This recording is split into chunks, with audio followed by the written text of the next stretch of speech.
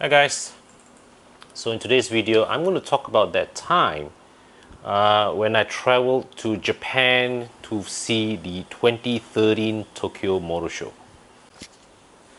So the 2013 Tokyo Motor Show, like most other editions of the show, took place at the end of the year. And that particular year, Tokyo Motor Show clashed with KL Motor Show. I remember vividly, right? First going to the press days of KL Motor Show, and then I think going back there a day again. Then I think after second or third day of KL Motor Show, then we all boarded the plane and we flew.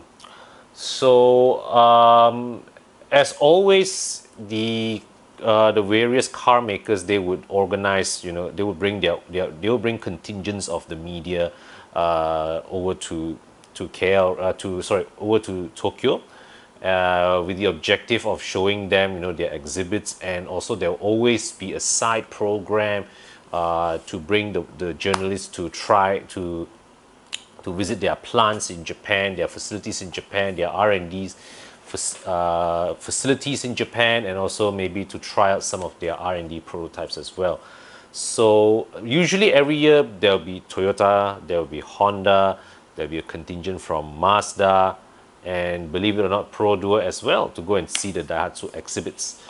So the 2013 Tokyo Motor Show was really my only experience, a personal experience with the Tokyo Motor Show to date, and I was hosted on that occasion by Mazda. So the itinerary of the motor show begins, all right, usually the night before, and there will be some sort of like a gala night, and there'll be some mingling sessions around. So the highlight of the pre-event was the speeches by the five presidents or CEOs or MDs of the various of each of the Japanese companies, Toyota, Honda, Nissan, Mazda, Mitsubishi. So of course, to me, I think that the one that gave me the most lasting impression of the five, of course, was Akio Toyoda, right? He was at that time also the president of the Japanese Association of or Japanese Automobile Manufacturing Association, right? JAMA, JAMA. So he gave the first, was it the first speech or the last speech? But he gave the most memorable one. He gave the most convincing one, and out of the five of them there, he was the one most comfortable speaking in English. Of course, Akio Toyoda also is also reputed, to be a very very fluent, a very media savvy person, and yeah, and he really had that charisma with him, and watching him speak in person really, to me, was one of the more memorable experiences of my career. It was regrettable that in the duration of that trip, I never had a chance to got any closer to him than that, because otherwise I really really would have asked him for a photograph. Yeah. So yeah, and so that part of the itinerary really was memorable for being my closest encounter with Akio Toyoda. Now, then, of course, our hosts, Mazda, their CEO at that time was Masamichi Kogai, and he was also a remarkable individual himself. He reminded me of the Hong Kong TVB actor Kenneth Zhang, or Zhang Gong, if you speak Canto, right?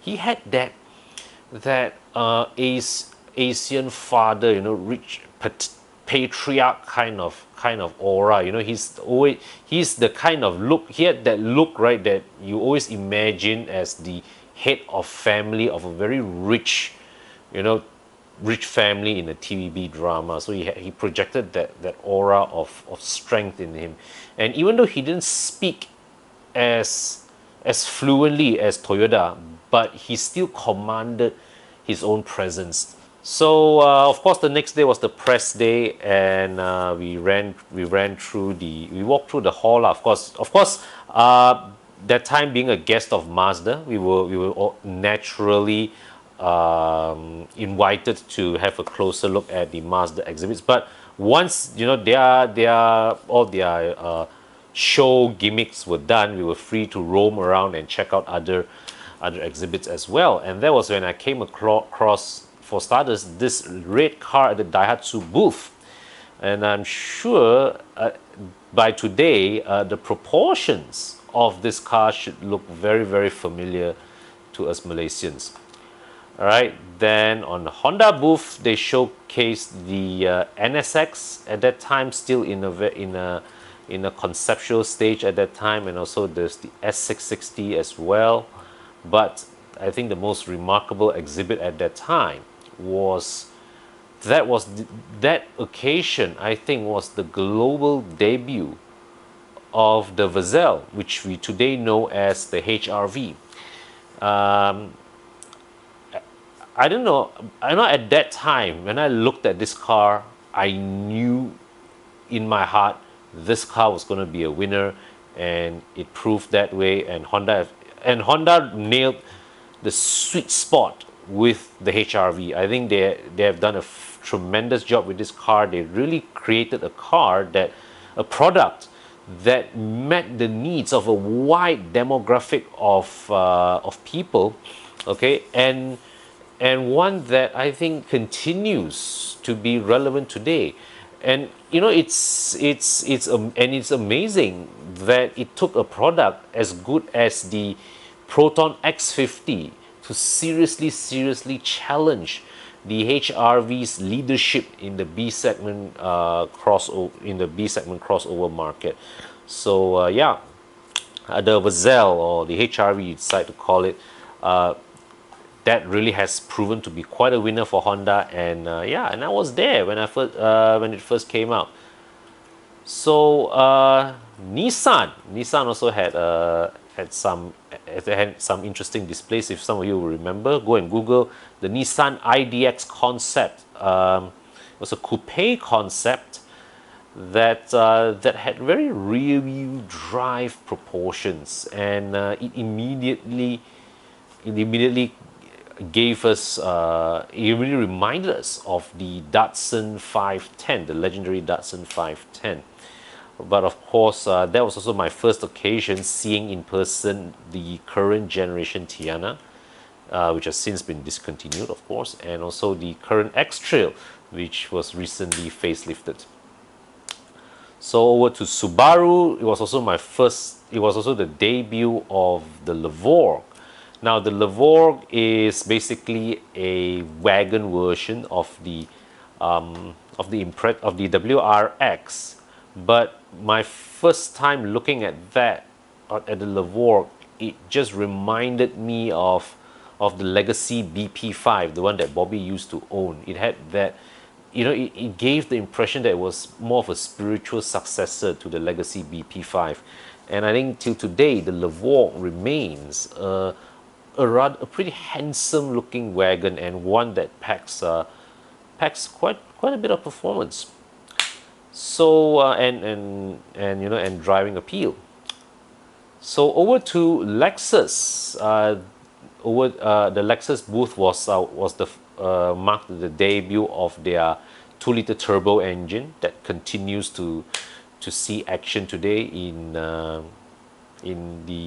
Lexus NX200, the IS 300, or the whole range of their family lah. Okay, so that was the first appearance of the Lexus 2-liter turbo engine, and we also saw the NX in what was then called the LF NX concept. So this is of course still quite a far bit from production, but you can see the proportions and the design lines were already there, all right, ready to be refined for series production.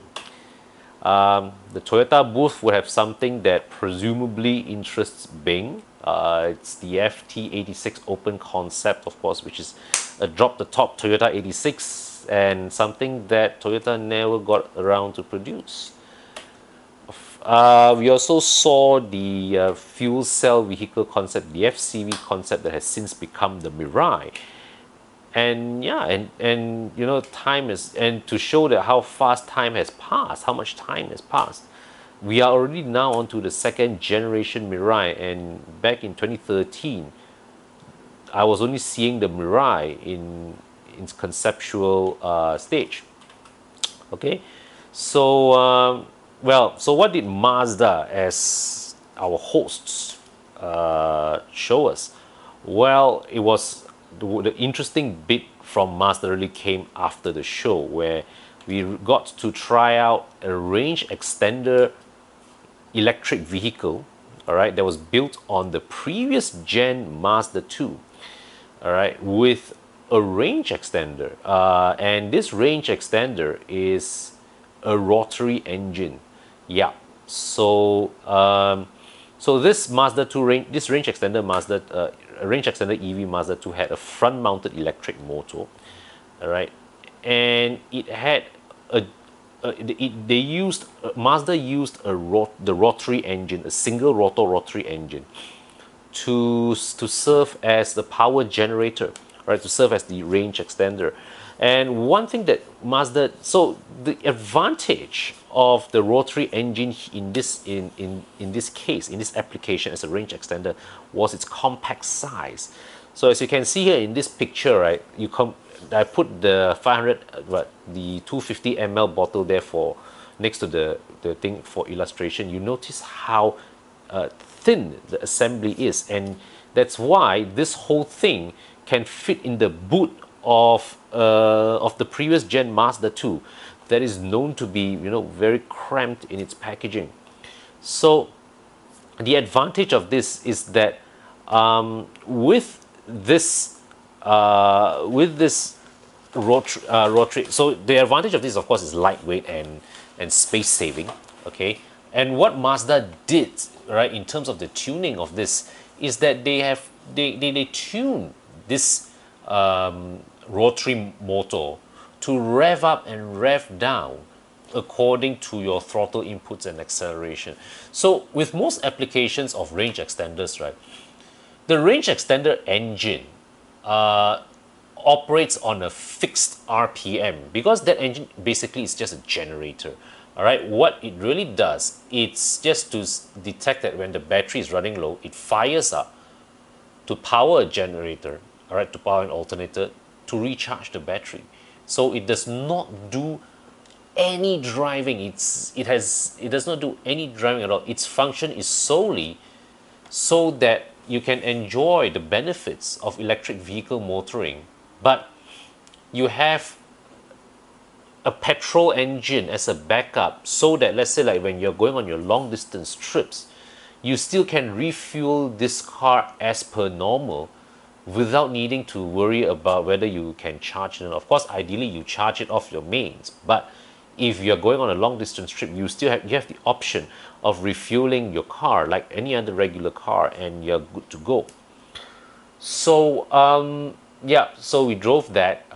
Nothing remarkable about the experience, but I think what's more remarkable at the time was that how Mazda reappropriated the rotary engine for that purpose. And also, one thing they did tell us, they also explored the possibility of using this rotary engine as, you know, as as a portable generator. And they said that with a 5 kilo rotary generator, they can generate the same outputs as a 500 kilogram diesel generator. So it means that it's a lot more portable, a lot less bulky.